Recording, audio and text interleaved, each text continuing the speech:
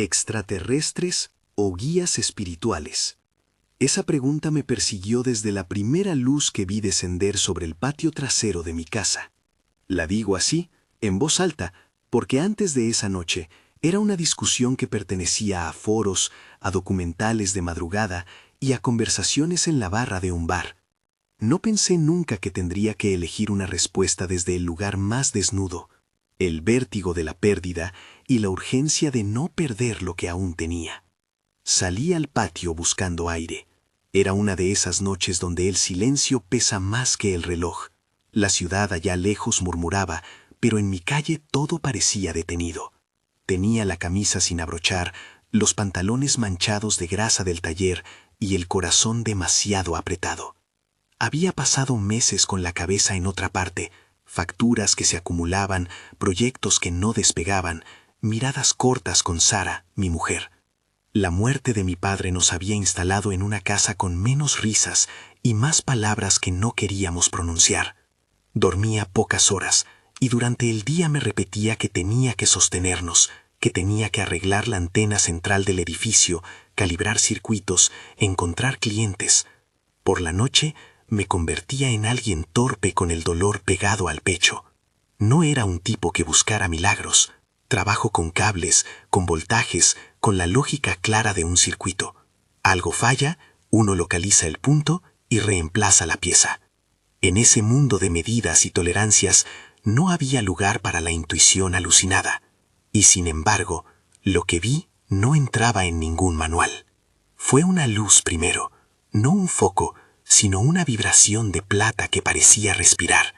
No pegaba contra las paredes ni rebotaba, se posaba en el aire, como si el aire fuera una tela y alguien la tocara con la punta de los dedos.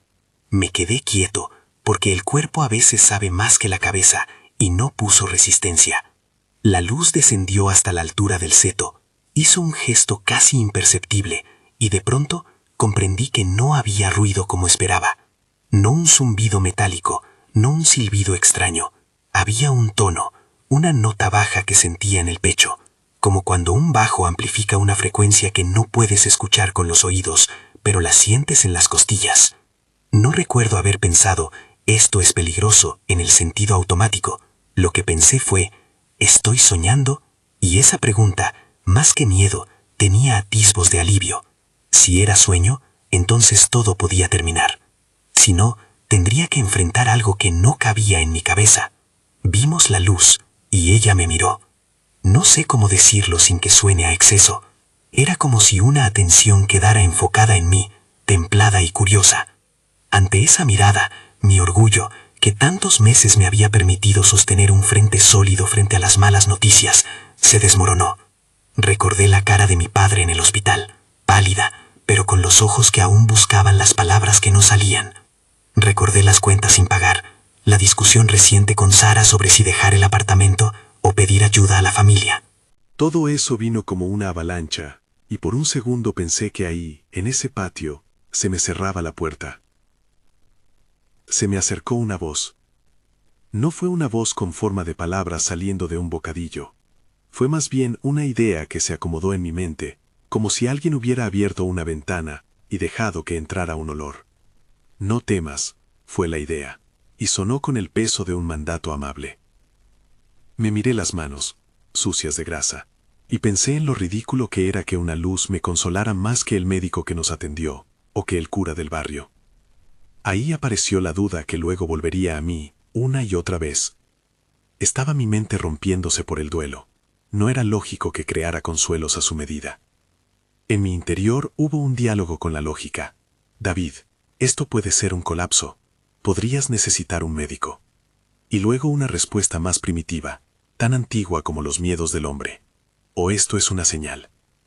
Si alguna parte de mi identidad se había sostenido en la racionalidad, esa noche me pidió tregua. No porque la abandonara, sino porque el dolor abría puertas que la razón no alcanzaba a cerrar.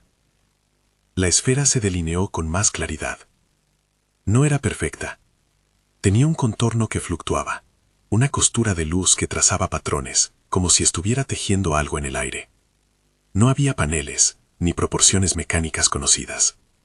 En su interior, cuando pude mirar, Vi destellos, no de metal, sino de algo que se parecía a la memoria. Imágenes que venían y se iban, como si alguien hojease un álbum ante mis ojos. Fue en ese instante cuando supe el nombre que me darían después. Cephus.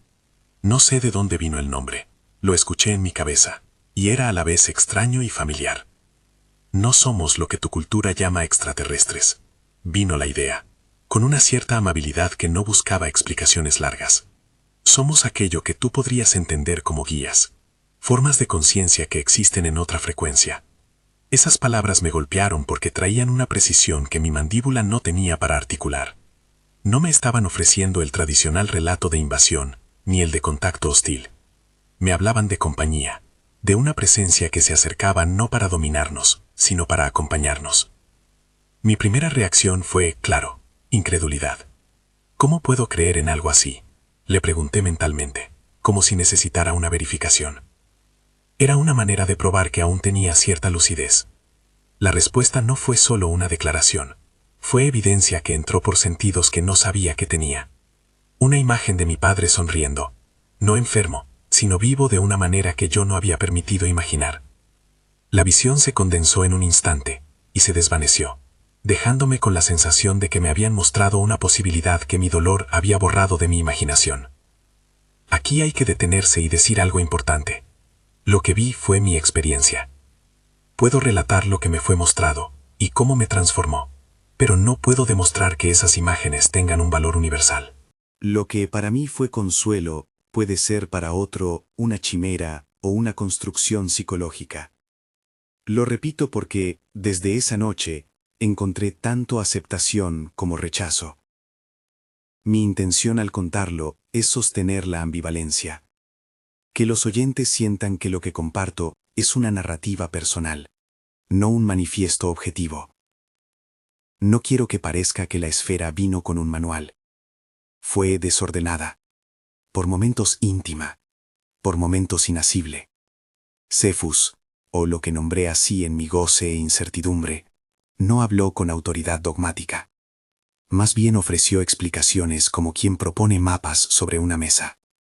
Habló de capas de existencia, de frecuencias que se solapan sobre la nuestra, y que en momentos de dolor o transformación se vuelven permeables.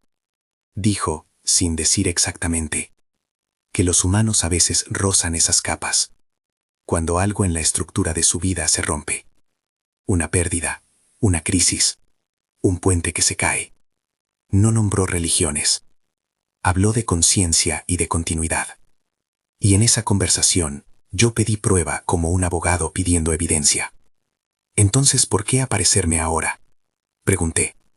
Me salió la pregunta como último recurso de alguien que nunca había aceptado consuelos fáciles. Porque tu situación la hizo posible, respondió la idea. Y entonces la esfera me mostró una red. No la vi completa, sino como franjas. Corredores de luz que conectaban puntos. Ciudades. Manos que tocaban instrumentos y surgían ideas. Fue una sensación parecida a mirar la ciudad desde arriba y ver el tráfico de las almas, no de coches. La imagen era tanto tecnológica como espiritual.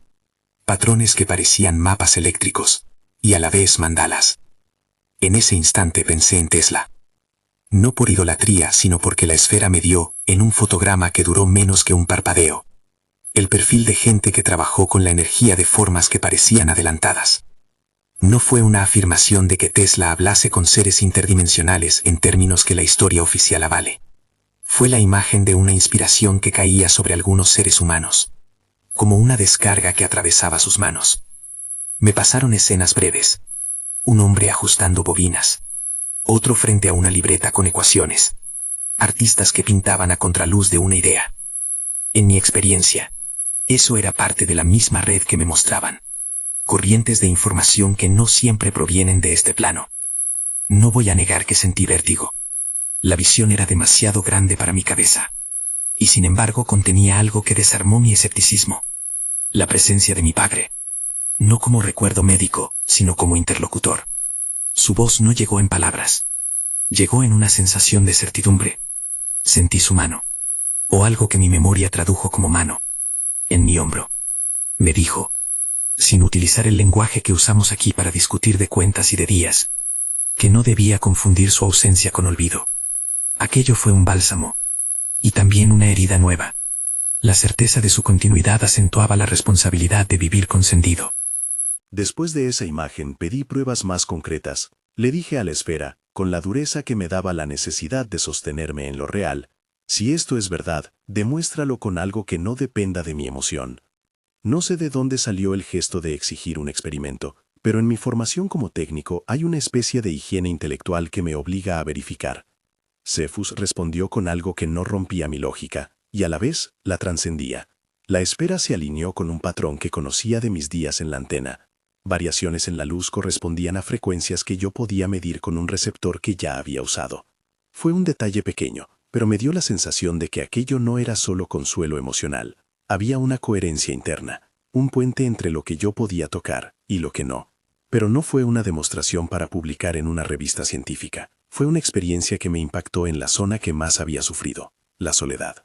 Si algo quedó claro fue que estas entidades, según me fueron presentadas, no vienen a ofrecernos bolsillos llenos ni recetas rápidas para salir de deudas. Lo que ofrecen, según lo que me transmitieron, es perspectiva y compañía. En mi caso, la compañía vino acompañada de una propuesta que sonó a misión. Eres un puente, me dijo la idea. Esa palabra me dejó helado y pequeño, porque me veo a mí mismo y no encuentro en ese espejo a un puente. Veo a un hombre con herramientas, con manos que arreglan cosas. Pero la noción fue persistente, puente entre tecnología y espiritualidad. En ese instante se conectaron dos áreas de mi vida, mi oficio con la sensación de que algo mayor corría por debajo de las rutinas. Sara estaba en la casa, no la había despertado porque desde que papá murió, cada una de nuestras palabras pesaba como ladrillos. Nos habíamos vuelto comensales de silencio, compartiendo el mismo techo pero alojando mundos que no cruzaban. Si aquella luz era real, si lo que supe era cierto, mi mayor miedo era perderla, o peor aún, que ella pensara que yo había perdido la razón. Sentí un impulso de volver adentro, tomarla del hombro y decirle, no es lo que piensas. Pero la voz que me llegaba desde la esfera me pidió calma. No te apresures, me transmitió. Esto no es para asustar, ni para imponer. Fue un alivio y un desafío. Necesitaba pruebas no solo para mí, sino para la vida que comparto con ella. No voy a mentir, el ego también intervino. La idea de ser escogido suena hermosa, pero al mismo tiempo es pesada. ¿Elegido para qué? Para convertirme en un predicador de luz, para dejar mi oficio y embarcarme en algo místico. La pregunta me desgarraba porque tocaba lo práctico, las cuentas, el taller, la garantía de los equipos que reparo. La esfera no me prometió escapatoria de esos problemas. Se limitó a mostrar posibilidades, sincronicidades. Puertas que se abren cuando atiendes desde una nueva frecuencia. Me di cuenta de que, si aquella experiencia era real, el cambio que proponía no era mágico, sino sutil. Transformar la manera en que hacía mi trabajo, cómo me relacionaba con Sara, cómo veía la pérdida. La noche avanzó. En un punto, cuando la tensión amenazaba con ser demasiado, sentí que debía afirmar mi cordura de alguna forma. Recordé a un amigo que siempre fue escéptico, a los foros donde la gente pregunta por pruebas, a los libros que trataban de explicar fenómenos anómalos con lentes psicológicos. Me pregunté si, al compartir esto, estaría abriendo un hueco en la vida que vivimos para que otros nos juzguen o para que nos escuchen con compasión. Decidí, en ese momento, contener lo que había sentido para poder evaluar con calma. Puse las manos en los bolsillos, notando la textura de la lona y el frío de la noche.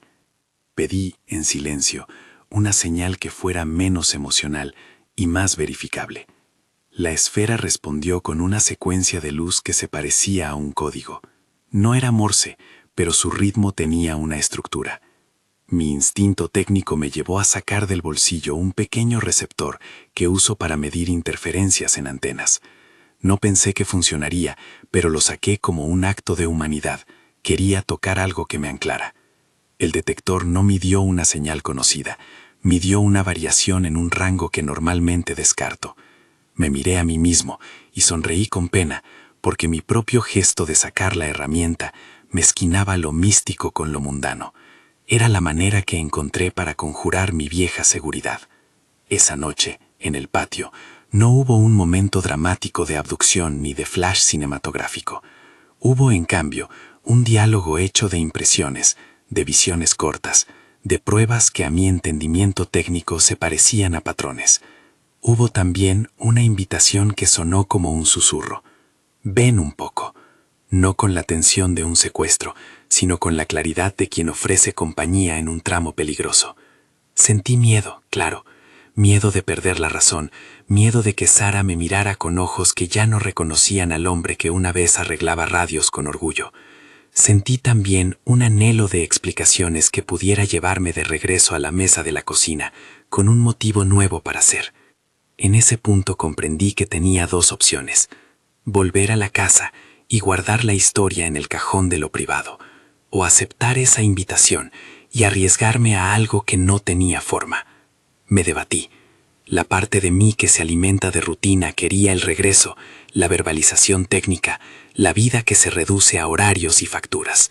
La parte herida, la que había llorado en la ambulancia cuando mi padre se fue, vio en aquella luz una rendija hacia algo que no había conocido, una continuidad que no está sujeta a la factura inmediata del mes. Si me era permitido decirlo sin dogma, aquello que se me ofrecía parecía una posibilidad para reconfigurar la forma en que vivía mi fragilidad. Antes de tomar una decisión, volví mi mirada al interior de la esfera. Allí ya no solo estaban imágenes sueltas, aparecieron fragmentos que recordaban sueños, corrientes de energía que trazaban caminos, manos que tocaban instrumentos, rostros conocidos en el borde de la historia. Y en medio de ese telón visual, una figura que me resultó a la vez íntima y distante, mi padre caminando como si no hubiese pasado por la enfermedad. Sus pasos eran tranquilos, no llevaba prisa por volver a un mundo que abandonó. Vi su expresión y supe, con una certeza que no había sentido desde el velorio, que la muerte no era el fin absoluto, para mí. Fue un alivio que no quiero trivializar. También reforzó el vértigo de lo que podía perder si elegía creer en esa experiencia. Al final, me incliné a la esfera.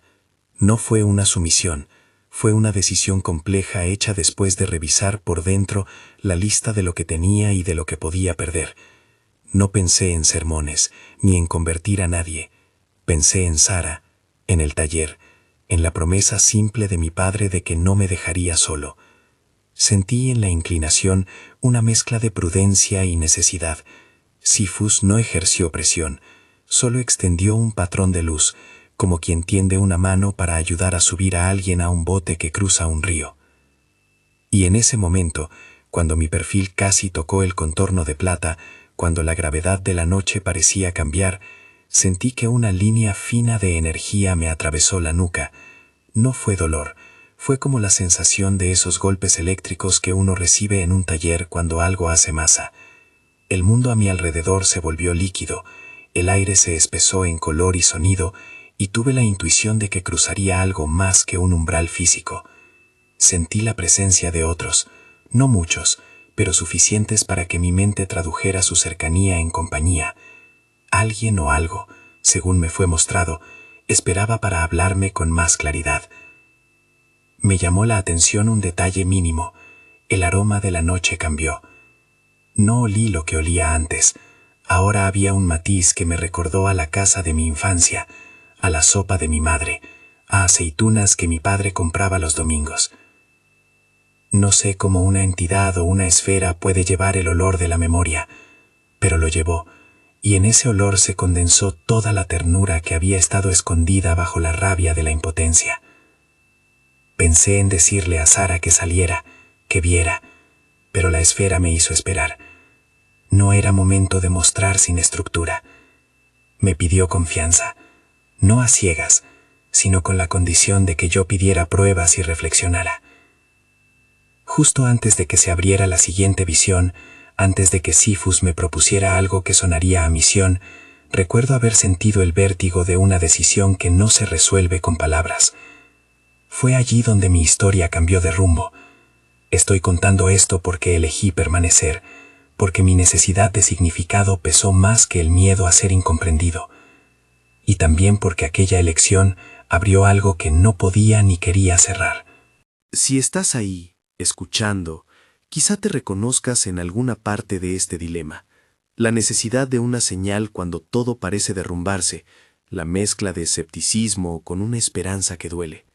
No pretendo convencerte, solo quiero ofrecer mi testimonio como un espejo donde tal vez te veas. Si te resuena, quédate conmigo. Si quieres escuchar más relatos así, suscríbete para no perder el próximo. Aquí, como en el taller, a veces una historia abre una herramienta nueva. La esfera, después de ese gesto de intimidad, comenzó a mostrar algo que yo aún no estaba listo para nombrar. Patrones más grandes, mapas que unían ciudades, imágenes fugaces de nombres que suenan en los libros, no como pruebas, sino como notas en una partitura. Sentí que me iban a enseñar algo que tendría que integrar con mi vida práctica. En ese instante, mi pensamiento volvió a Sara, a la posibilidad de explicarle sin que ella pensara que había perdido la razón. Me dije que esto no sería una excusa para huir, sería una oportunidad para aprender a vivir con otra premisa. Entonces la luz se amplió, y con ella, la sensación de movimiento. No era un desplazamiento violento, era más bien la impresión de que mi conciencia ascendía unos centímetros, como quien se eleva sobre la superficie del agua. Y en ese ascenso, mientras mi pulso se aceleraba y el olor a sopa se hacía más denso, tuve una última y pequeña duda. ¿Y si todo esto no fuera más que mi imaginación curándose a sí misma? Esa duda me acompañó como una sombra, y supuse que me acompañaría siempre, porque la duda es la costura que nos mantiene humanos. La esfera me invitó a mirar más allá.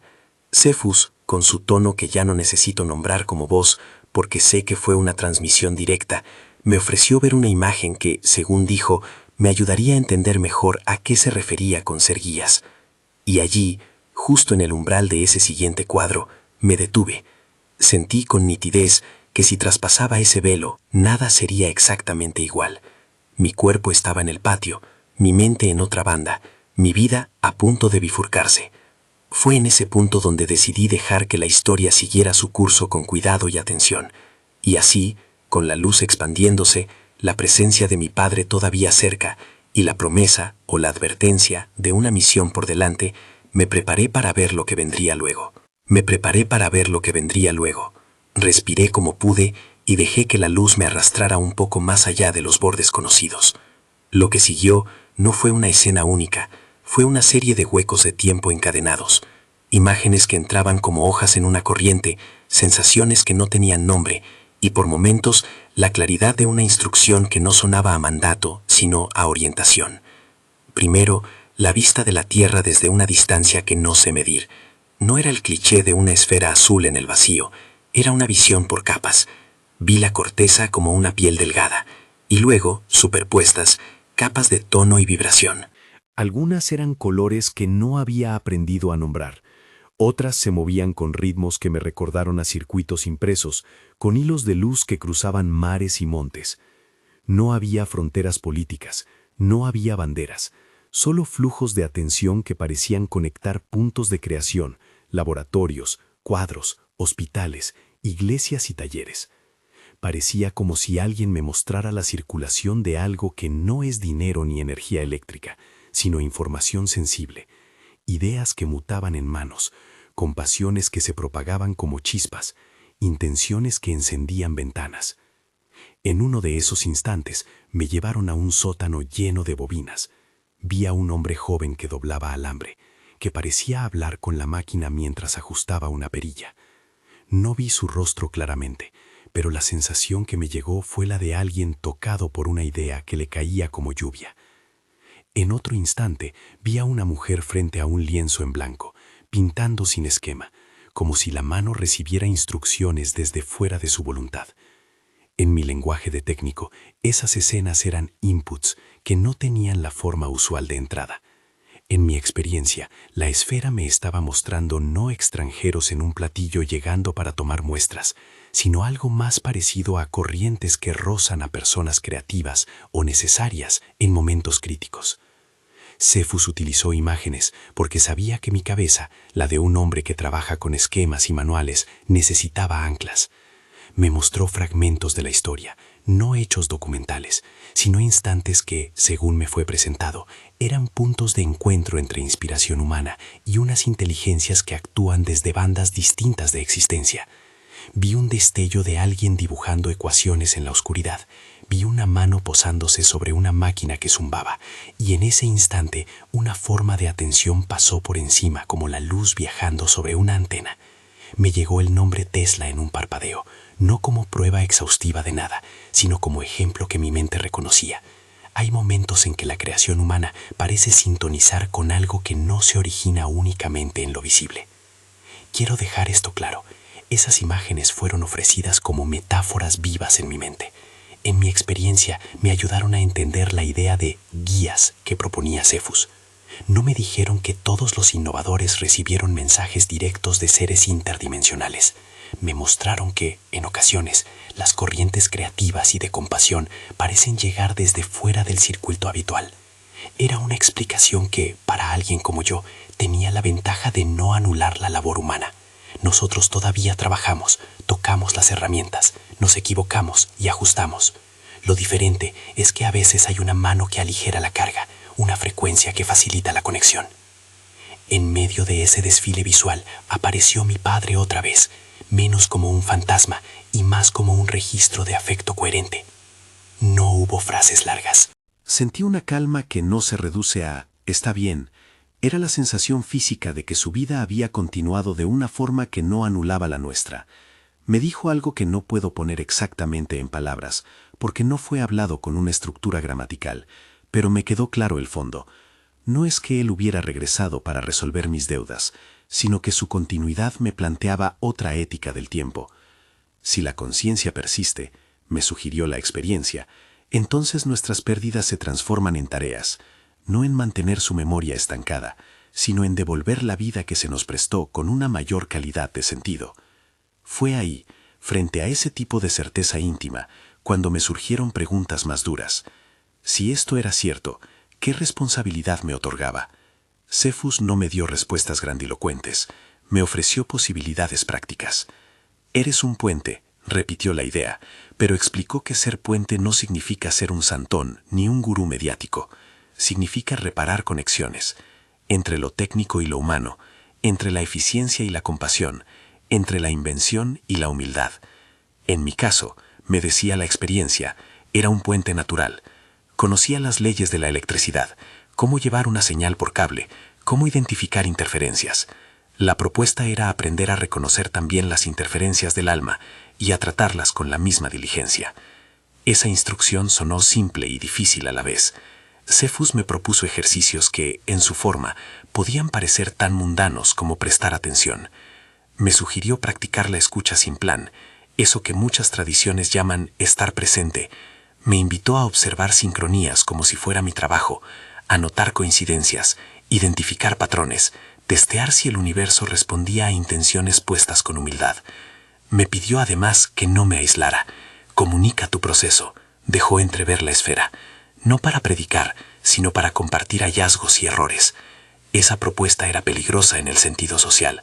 Revelar que había visto algo podía costarme la mirada de quienes me rodeaban. Pero la esfera no me pedía fama, me pedía coherencia en mi vida cotidiana. Cuando la luz empezó a reducir su intensidad, lo último que me quedó fue una noción de red. No una red jerárquica con jefes y subordinados, sino una malla donde cada nodo tiene su frecuencia. Algunos nodos son grandes focos de creación, hospitales, universidades, talleres. Otros son pequeños y anónimos, como la cocina de una madre que decide escuchar a su hijo. En mi experiencia, esa red se sostenía por intenciones repetidas, pequeñas acciones que, acumuladas, mantienen el tejido. Fue una imagen bellísima y aterradora, bellísima por su interconexión, aterradora porque, siendo un circuito, su falla en un punto puede resonar en otros. La sensación de regresar al cuerpo físico fue como despertar dentro de la misma respiración que había dejado antes. No hubo caída ni vértigo final, solo la reconstrucción lenta de la temperatura en mis manos y el olor de la noche, que ahora sabía a sopa y aceitunas. La esfera se alejó en silencio, no con prisa, como si respetara la necesidad de que yo procesara lo visto. Me quedé un tiempo en el seto, temblando menos por miedo y más por el peso de lo que había recibido. No era la certeza impostada de un iluminado, era la fragilidad de alguien que aprendió nuevas coordenadas para una vida que antes se reducía a la supervivencia. volví a la casa a paso lento. Sara estaba sentada en la cocina con una taza de té, los ojos hinchados como los míos. Cuando me vio, no hubo exclamaciones ni acusaciones. Hubo la interrogación muda que la muerte deja en los cuerpos de los que quedan. No le conté todo esa noche. Le dije una parte, la que pude sostener sin que mi voz se quebrara demasiado, que había visto algo que me había mostrado a mi padre de otro modo, y que necesitaba tiempo para ordenar mis pensamientos. Ella escuchó con una mezcla de recelo y cariño. Luego se fue a dormir, y yo me senté en la mesa, anotando en 5 hojas lo que recordaba, como quien anota las medidas de una reparación para no equivocarse. Los días siguientes fueron una prueba de adaptación. No hubo milagros televisivos, ni señales públicas que afirmaran mi experiencia. Hubo, en cambio, cambios pequeños y persistentes. Empecé a notar sincronicidades que antes hubiera descartado como coincidencias. Un cliente que necesitaba una reparación urgente apareció en el taller justo cuando yo reflexionaba sobre una idea para optimizar una antena. Un vecino que hacía meses no hablaba me ofreció ayuda para un trámite burocrático que llevaba tiempo frenando. No voy a convertir estas cosas en pruebas universales. En mi experiencia, fueron señales que me ayudaron a sostener la narrativa y a probar, con humildad, que quizá mi apertura había cambiado algo en la manera en que yo me movía. En el trabajo hubo transformaciones más concretas. Empecé a aplicar la metáfora de la red a lo que hacía. Al reparar una instalación, ahora prestaba atención no solo a la continuidad del cableado, sino a la manera en que las personas que usaban esa red se comunicaban entre sí. Aprendí a hacer preguntas distintas. ¿Qué uso le dan a esto? ¿Qué necesitan que no se lo he preguntado antes? Las soluciones, a veces, no eran más sofisticadas, eran más humanas. Ajustar horarios de atención para quienes trabajan de noche, explicar con paciencia el porqué de un corte eléctrico, recomendar a un vecino que llamara a alguien cuando notaba signos de soledad en su anciana madre. No hice nada heroico, solo comencé a actuar con una intención que me había sido mostrada, la de reparar sinergias, no solo circuitos. Sara notó los cambios antes que nadie. Al principio hubo escepticismo. Me costó cifras de pruebas y conversaciones racionales. Le propuse un experimento sencillo y para ella inocuo, que los domingos cocináramos juntos y que en esa hora no habláramos de deudas ni del trabajo. No aceptó con entusiasmo de inmediato, lo hizo por cansancio y por una esperanza cauta. Esos domingos fueron un pequeño ejercicio de presencia que con el tiempo fue cambiando la textura de nuestra convivencia. No voy a decir que recuperamos la magia de antes en un parpadeo. Lo real es que aprendimos a hablar menos en términos de culpa y más en términos de escucha. Fue la labor más difícil de todas. La santidad de la reparación doméstica es para mí la más sagrada. Con el paso de semanas me di cuenta de que debía integrar mi formación técnica con una disciplina más sutil. Empecé a registrar eventos. Cuando sentía que una visita se daba por sincronicidad, qué le había dicho a la persona antes, qué hora era, si había alguna inquietud emocional marcada. No se trataba de construir una estadística para publicar en una revista científica, era mi modo de estudiar con rigor lo que antes consideraba mero azar. Ese hábito me ayudó a no fantasear. Cuando algo no encajaba, lo escribía. Cuando una coincidencia se repetía, la investigaba. Empecé también a aprender prácticas simples de atención que no pertenecían a ninguna doctrina en particular. Minutos de silencio, ejercicios de respiración antes de entrar a un cliente, preguntar cómo estaba la persona que me pagaba en vez de lanzarme al trabajo con prisa. Hubo momentos de tentación. Internet, como sabemos, transforma cualquier experiencia en mercancía. Llegaron mensajes de gente que quería sacar provecho, charlas de pago, solicitudes de que dijera que tenía la respuesta para curar o prosperar. Rechacé muchas de esas propuestas porque, desde mi experiencia, la honestidad no sirve si se empaqueta para vender humo. No me interesaba hacer un negocio de lo que había recibido en un lugar de duelo. Acepté, en cambio, hablar en grupos pequeños, escuchar testimonios y aprender a construir un lenguaje que no prometiera milagros, sino prácticas de atención. Aprendí a convivir con la duda. A veces, en la madrugada, me preguntaba si todo había sido un colapso de neuronas. En otras ocasiones veía cómo mi vida había cambiado en detalles y me decía que algo había pasado. Esa oscilación, lejos de ser una falla, me pareció sana. Me recordaba que la convivencia entre evidencia y misterio es la única forma digna de vivir. En varios encuentros con amigos escépticos di el mismo razonamiento.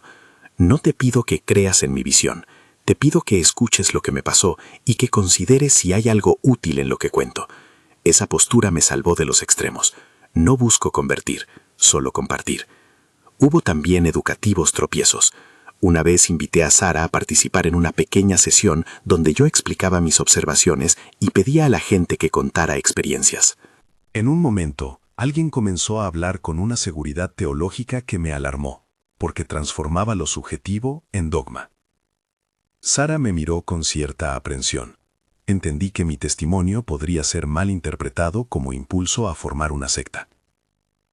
Desde entonces me hice más cauteloso. Cuando organizo encuentros públicos, subrayo mi condición de testigo y no de autoridad. Recalco siempre que lo que comparto es mi experiencia y que cada quien debe elegir con libertad y criterio. En el taller, curiosamente, la noción de puente se fue concretando en proyectos pequeños. Propuse colaborar con una escuela local para enseñar nociones básicas de electricidad a jóvenes. No porque quisiera formar una cátedra espiritual, sino porque al enseñar la técnica habría un diálogo más humano. En uno de esos talleres, una chica que apenas sabía leer se acercó y me dijo que, después de entender cómo se conectan los circuitos, por fin comprendía que su idea de reparar cosas no era una rareza, sino una posibilidad. Me contó que su abuelo había sido inventor en su casa y que nunca tuvo a nadie que le enseñara. Esa conversación fue una moneda fuerte en mi bolsillo. Demostraba que el puente puede ser literal y humilde. Con los meses vinieron coincidencias más curiosas. Experimenté, por ejemplo, que ciertos problemas eléctricos desaparecían luego de que una persona crecía en calma en su vida.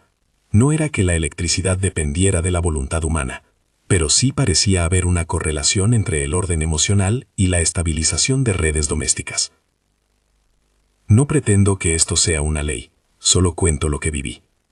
Con el tiempo aprendí a no interpretar cada anécdota como una prueba universal, sino como una pieza más en un rompecabezas que no pretende completarse de una vez. Dije que no quería vender nada, pero sí entendí que debía compartir herramientas. Empecé a documentar ejercicios sencillos que combinaban técnica y presencia. Antes de instalar una antena, realizar un minuto de silencio para centrar la intención.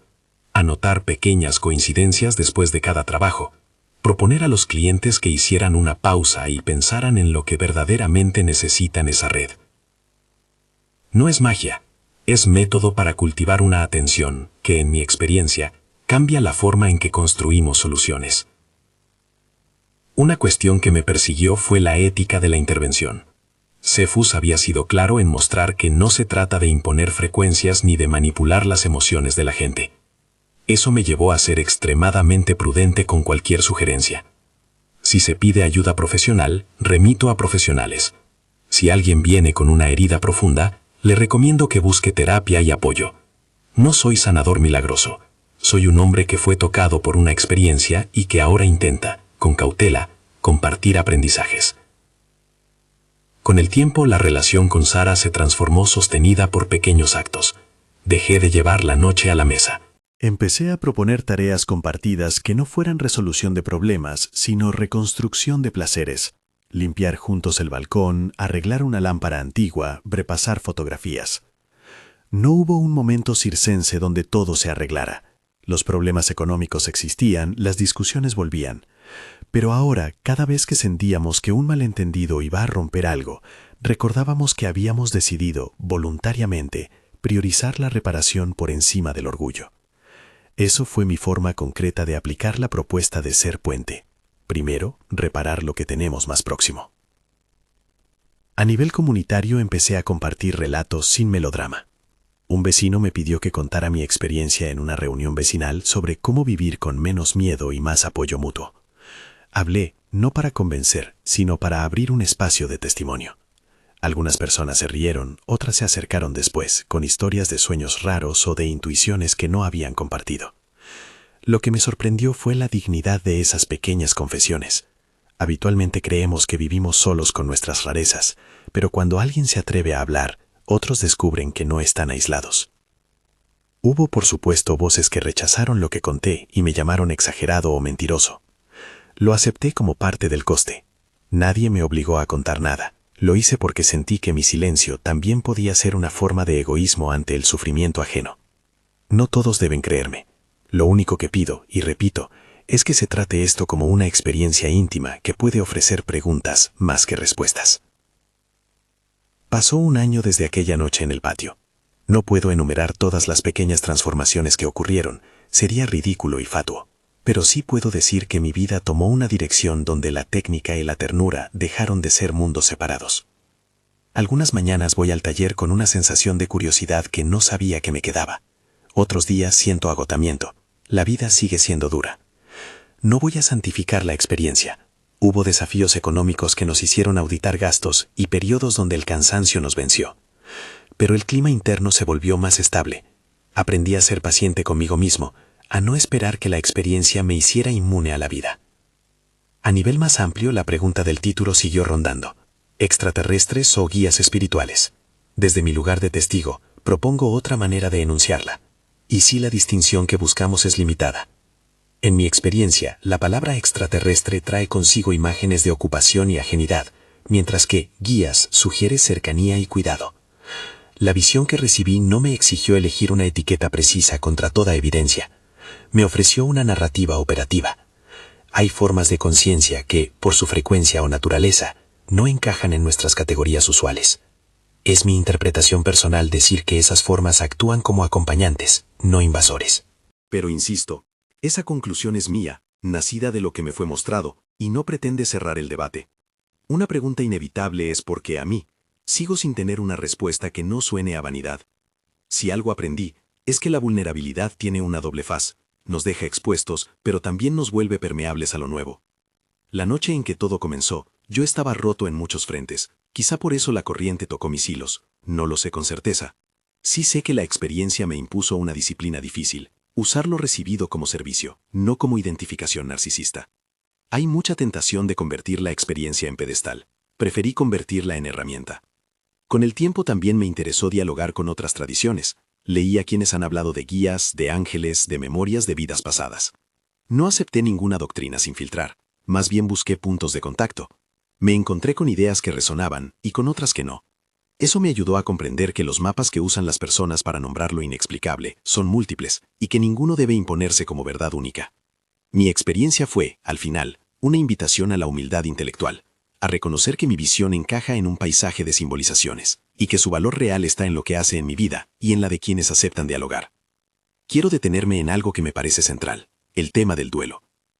Desde la experiencia, entendí que el dolor no es una falla que debemos evitar a toda costa, ni una tara moral que nos condena. Es una forma de atención que cuando se deja sin acompañamiento, destruye, pero cuando se sostiene con compañía y sentido, puede abrir caminos. No glorifico el sufrimiento, no hay consuelo en el sufrimiento por sí mismo. Pero sí sostengo que la pérdida nos coloca en una posición de aprendizaje potencial, si podemos nombrarla, sentirla y redirigirla. Eso fue lo que cambió mi relación con la muerte de mi padre, dejar de verla solo como un agujero y empezar a verla como un lugar donde pueden surgir tareas nuevas. En estos meses he recibido mensajes de personas que me dicen que mi testimonio les ayudó a pensar diferente sobre una pérdida o sobre un proyecto que no termina. Eso me asusta y me maravilla a la vez. Por eso siempre aclaro, no soy un gurú y no pretendo tener la llave de la realidad. Soy un técnico que recibió una experiencia que reconfiguró su vida y que ahora ofrece lo aprendido con cautela. Quien se beneficie de lo que comparto, bienvenido sea. Quien no, está en su derecho. Antes de terminar, hay una escena que me persigue y que quiero dejar plasmada porque resume mucho de lo que fue el proceso. Fue un atardecer en el taller, con el sol atravesando un panel polvoriento. Un cliente de 30 y pico apareció, angustiado porque su pequeño emprendimiento no funcionaba. Mientras ajustaba una placa, hablamos de sus miedos, el miedo al fracaso, el miedo a no cumplir con su familia. No le hablé de esferas ni de redes celestiales. Le hablé de la paciencia para ajustar tornillos, de la importancia de preguntar a los demás y de compartir la carga. Al despedirse, me abrazó y me dijo que, después de conversar, había decidido pedir ayuda profesional y reorganizar su trabajo.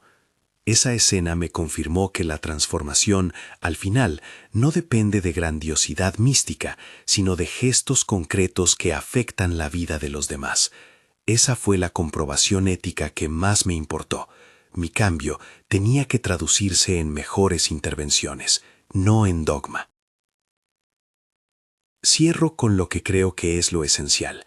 Contarte esto no es proponerte una verdad única, es invitarte a considerar la posibilidad de que, en ciertos bordes de la existencia, nuestras categorías se empalman de maneras que no habíamos previsto. Si has sentido una presencia que no puedes explicar, si alguna vez te pareció que una idea te llegó de repente desde fuera, quizá me entiendas. Si nunca te ha pasado nada parecido, quizá lo que cuento te parezca extraño. Ambos caminos son legítimos. Si esto te tocó, te invito a compartir en los comentarios una experiencia tuya o a contar cómo te resuena esta historia. Si conoces a alguien que pueda necesitar escuchar una palabra que no juzgue, sino que acompañe, comparte este video. En la descripción he dejado algunos recursos que me ayudaron a integrar mis experiencias. Libros para quienes buscan lecturas serias, organizaciones de apoyo en duelo y comunidades donde se comparten testimonios con rigor y cuidado. No doy respuestas absolutas, doy herramientas y experiencias. Y si quieres seguir escuchando relatos de este tipo, suscríbete para que podamos seguir compartiendo sin sensacionalismo y con humildad. Gracias por acompañarme hasta aquí. Si decides comentar, por favor recuerda que aquí se respeta la diversidad de creencias y que lo que comparto es mi vivencia personal. Me encantaría leer tu historia y si te animas, que la compartas con honestidad y respeto.